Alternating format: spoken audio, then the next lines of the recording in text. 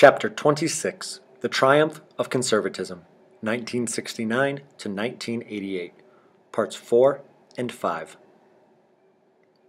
Part 4. Domestic and international troubles in the 1970s made Americans anxious and emboldened conservatives. Economic crisis made lower taxes, less government regulation, and social spending cuts to spur business investment seem appealing. Fears about declining U.S. world power led to calls for renewing the Cold War.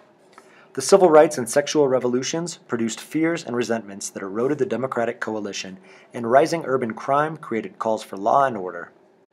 In the 1970s, conservatives abandoned overt opposition to blacks' struggles for racial justice, as the confrontations of George Wallace were replaced by demands for local control and resistance to the federal government. The language of individual freedom, especially appealing to growing numbers of mostly white suburbanites leaving the cities and urban problems. The suburbs became the base of the modern conservatism, but conservatives also organized at the grassroots level and organized to win elections locally and take local government, even school boards. One set of conservatives, the neoconservatives, or neocons, turned against the federal government and liberalism, citing a decline in moral standards and respect for authority. They wanted to end welfare, decrease taxes and regulations, and return to fighting the Cold War. The rise of religious fundamentalism in the 1970s expanded conservatism's base. More and more Americans embraced traditional religious values, while membership in mainstream Protestant denominations declined. Evangelical churches flourished. Evangelical Christians seemed alienated from a culture that seemed to discount religion and promote immorality. They demanded the reversal of Supreme Court decisions that banned prayer in public schools, protected pornography as free speech, and legalized abortion. In 1979, Virginia Minister Jerry Falwell created a group, the Moral Majority, to wage war against sin and elect pro-life, pro-family, pro-American candidates. Falwell labeled supporters of abortion rights, easy divorce, and reduced defense budgets as agents of Satan trying to undermine God's plans for America. But Christian conservatives seemed most angered by the sexual revolution, which they saw as an immoral threat to traditional families. They thought the 1960s had turned freedom into moral anarchy. In the 1970s, family values became central to conservative politics, most prominently in the fight over the Equal Rights Amendment. First proposed in the 1920s, the ERA was revived by second-wave feminists.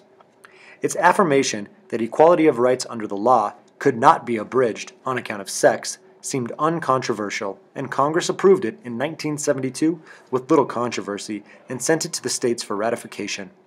But it sparked protest from those who believed it would discredit the role of the wife and homemaker. The ERA revealed divisions among women as well. To its supporters, the ERA guaranteed women's freedom in the public sphere. To its opponents, freedom from women was in their roles as wife and mother. Opponents claimed that this amendment would erode male breadwinners' supports for their wives. Though polls showed that most male and female Americans supported the ERA, it did not achieve the required ratification of 38 states in order to become law. Far more bitter was the battle over abortion rights, which conservatives saw as liberals spreading sexual immorality at the cost of moral values. A movement to reverse Roe v. Wade started among Roman Catholics, but soon included evangelical Protestants and social conservatives. The movement insisted that life began at conception and that abortion was murder. Feminists argued that women's rights to control her own body included the right to safe, legal abortions. Both sides showed how the rights revolution had reshaped political language, as opponents of abortion appealed to the right for life, while supporters celebrated the right to choose. The anti-abortion movement successfully pressured Congress, over President Ford's veto, to end federal funding for abortions for poor women in the Medicaid program, and by the 1990s, some extreme anti-abortion activists were bombing medical clinics and assassinating doctors who terminated pregnancies. With liberals unable to check deindustrialization and declining real wages, economic anxiety also fostered conservatism in economics. Unlike during the Great Depression, economic crisis inspired a critique of government, rather than of business. New environmental regulation sparked calls for less government regulation of the economy, especially in the West, where the Sagebrush Rebellion sought to reduce federal bureaucracy's control over and conservation of precious land, water, and minerals. But everywhere, the end of affluence and the rise of stagflation created support for conservatives who claimed that government regulations raised business costs and eliminated jobs. economic crisis in particular spread support for lower taxes.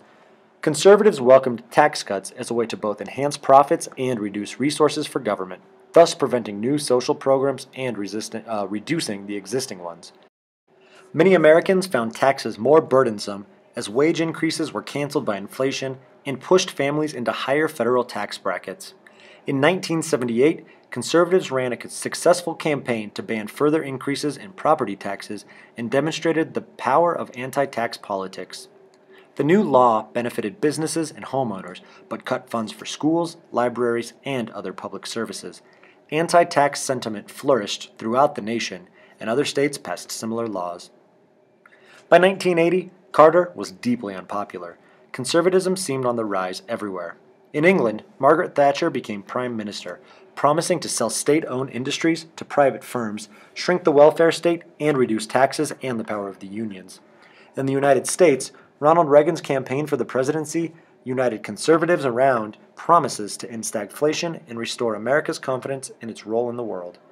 Reagan also appealed to white backlash against civil rights, voicing support for states' rights, vilifying welfare recipients, and condemning busing and affirmative action. Although not devout and a divorcee, Reagan won support of family values religious conservatives.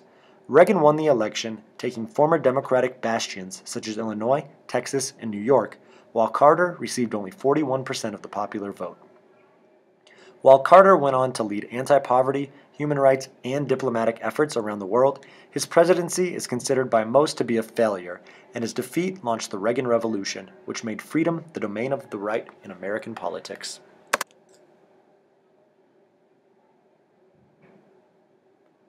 Part 5. Reagan's path to the presidency was unusual. Originally a New Deal Democrat and head of the Screen Actors Guild, he became spokesman for General Electric in the 1950s, preaching the virtues of unregulated capitalism. His nominating speech for Barry Goldwater at the 1964 Republican Convention brought him national renown. In 1966, he was elected California's governor, and in 1976 challenged Ford for the Republican nomination, almost winning it. His victory in the 1980 election brought together old and new conservatives, Sunbelt suburbanites and urban working-class ethnics, anti-government crusaders and aggressive cold warriors, and libertarians and the Christian right. Although Reagan, the oldest man to ever hold political office, was often underestimated by his opponents, he was politically experienced and a gifted public speaker whose optimism and good humor appealed to many Americans. Reagan made conservatism seem progressive, and he reiterated themes of America's mission to be an example of freedom in the world that had their origins in the American Revolution. Freedom became the watchword of the Reagan Revolution, and Reagan used the word more than any other president before him. Reagan reshaped the nation's agenda and political language more effectively than any president since FDR.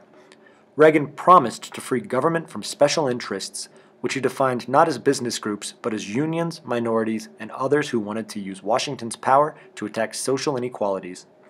His Justice Department wanted to make the Constitution colorblind and gutted civil rights enforcement. Reagan seized the terms of debate and put Democrats on the defensive. While Reagan, like his predecessors, invoked economic freedom, he defined it as reducing union power, dismantling regulations, and radically reducing taxes.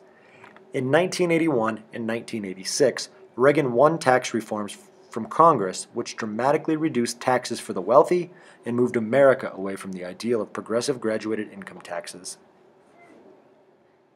Reagan also appointed conservatives to lead regulatory agencies who reduced environmental and workplace safety opposed by businesses. Liberals, since the New Deal, had tried to fuel economic growth by using government power to raise Americans' purchasing power. Reagan, using supply-side economics, also called trickle-down economics by opponents, relied on high interest rates to curb inflation and lower tax rates for business and the wealthy to stimulate private investment. This policy assumed that cutting taxes would make Americans at all income levels work harder because they would keep more of what they earned, and that everyone would benefit from increased business profits and a growing economy, which would raise government revenues despite lower tax rates. Reagan also began an era of hostility between government and labor unions. In 1981, when members of the Professional Air Traffic Controllers Organization, or PATCO, the Air Traffic Controllers Union, went on strike in defiance of federal law, Reagan fired them all and used the military to supervise air traffic until new controllers were trained. Reagan inspired many employers to launch anti-union offensives, and more businesses now hired workers to permanently replace workers who had gone on strike. Manufacturing employment continued its long-term decline, further reducing union strength.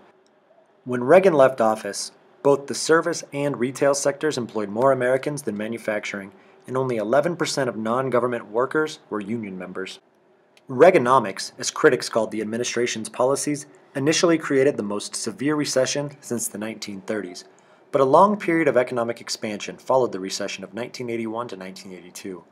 As employers reduced their workforces, shifted production overseas, and used new technologies, they became more profitable. Simultaneously, inflation dropped dramatically, in part because of greater oil production.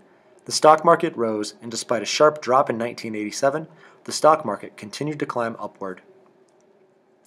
Reagan's policies, deindustrialization, and rising stock prices contributed to increasing economic inequality. By the mid-1990s, the richest 1% of Americans owned 40% of America's wealth, twice their share of 20 years earlier. Most spent their income not on productive investments and charity, as supply-side economics predicted, but on luxury goods, real estate speculation, and corporate buyouts that often led to plant closings.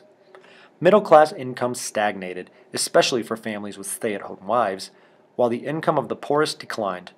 With less investment in public housing, the release of mental patients from state hospitals, and cuts to welfare, more and more Americans became homeless.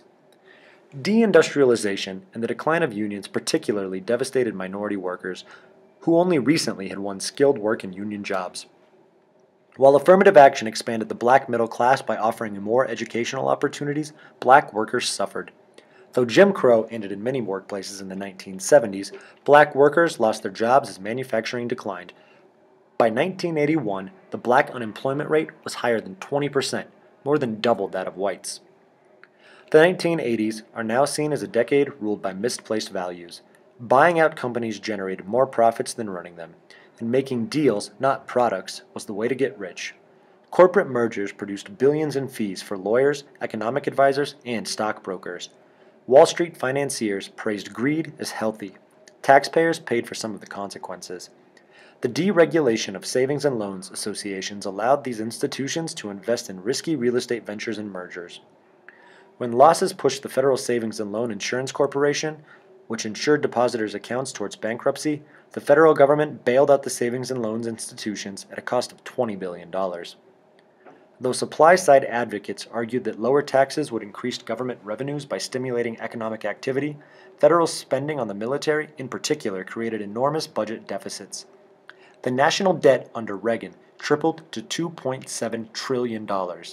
But Reagan remained very popular and easily defeated the Democratic candidate, Walter Mondale, in the 1984 election. Reagan, in some ways, disappointed conservatives. While his administration sharply reduced programs such as food stamps and school lunches, it left intact core elements of the welfare state, such as Social Security, Medicare, and Medicaid. Reagan also did little for the Christian right. Abortion stayed legal, women continued to enter the labor force, and Reagan appointed the first female member of the Supreme Court, Sandra Day O'Connor. Reagan voiced support for a constitutional amendment that would allow prayer in public schools, but the effort went nowhere. The administration launched a Just Say No campaign against illegal drug use, but failed to stop the spread of crack, a cheap form of cocaine, in urban areas, and Reagan did little to halt affirmative action. Yet Reagan revived the Cold War. He vigorously denounced the Soviet Union as an evil empire and started the largest military buildup in U.S. history, including long-range bombers and missiles.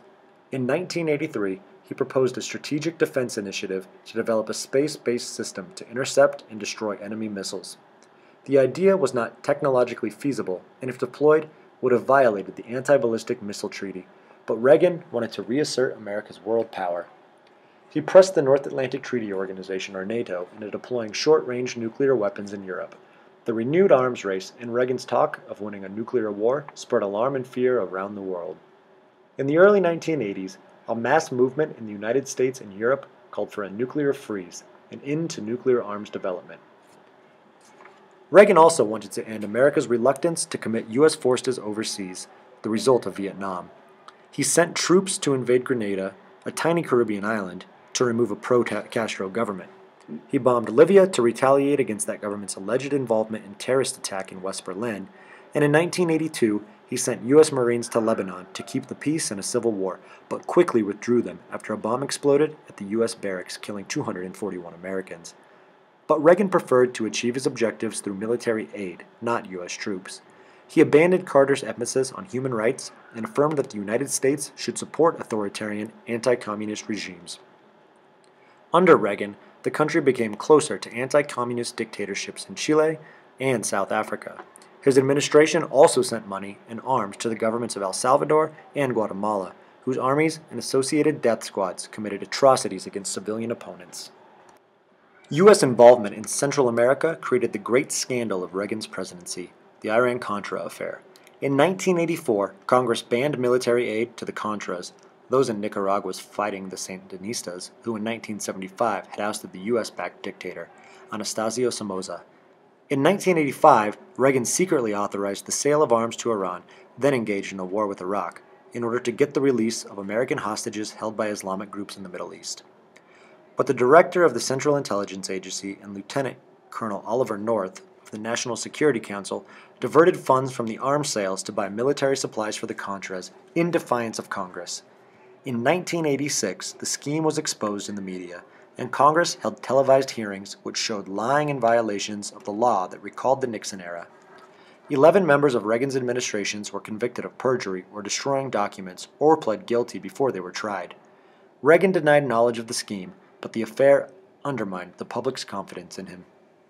Surprisingly, Reagan, in his second term, softened his anti-communism and established good relations with Soviet Premier Mikhail Gorbachev. Gorbachev had come to power in 1985 and wanted to reform the Soviet Union's political system, glasnost, and reinvigorate its economy, perestroika.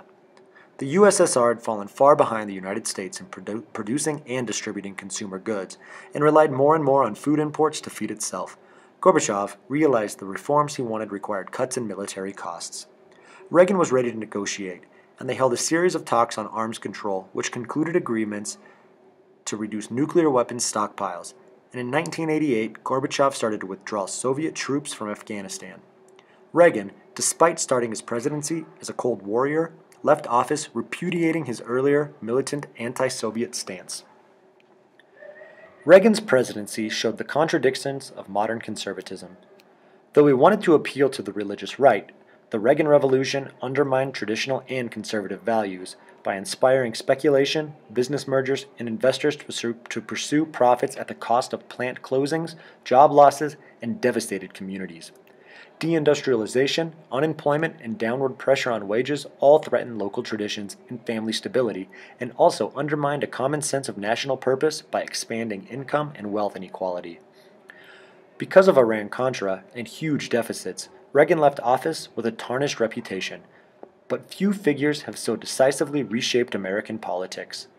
Reagan's vice president, George H.W. Bush, defeated Democratic candidate Michael Dukakis, governor of Massachusetts, in the 1988 election, in part because Dukakis could not deny that he was a liberal, now a term of political abuse. Conservative ideas about the virtues of free markets and the evils of big government dominated the media and debates. Those receiving public aid were now seen not as unfortunate, but as a burden on taxpayers. The Democratic president of the 1990s, Bill Clinton, embraced many of these ideas.